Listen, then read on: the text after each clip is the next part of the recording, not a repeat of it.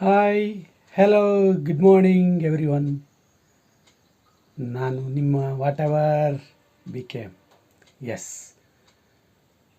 this is just to inform you that yesterday I uploaded English grammar videos in three parts. It will be of 1 hour duration, therefore I have split them all into 3 to 4 parts. Yes, exactly.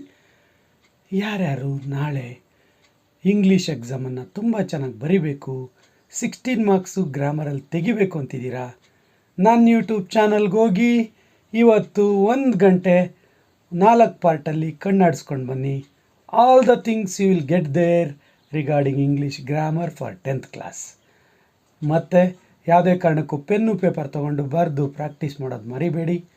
ಇವತ್ತು ಇನ್ನೊಂದು ವಿಡಿಯೋದಲ್ಲಿ ಉಳಿದಂಥ 4 marks, 3 marks, 2 marks, extracts, passage and profile writing, essay writing ಎಲ್ಲನೂ ಚರ್ಚೆ ಮಾಡೋಣ ಅಂತ ಹೇಳ್ತಾ, ಇವತ್ತೂ ತುಂಬ ಸದುಪಯೋಗ ಪಡಿಸ್ಕೊಳ್ತೀರಾ ಅನ್ನೋ ನಂಬಿಕೆಯೊಂದಿಗೆ a day waste is a day waste forever ಅನ್ನೋ ಮಾತನ್ನು ಎಲ್ಲರೂ ನಂಬಿದ್ದೀರಾ.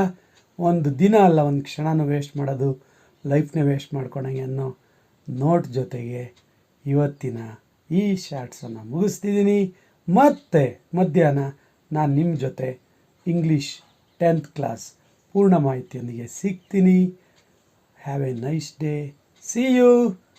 Take care.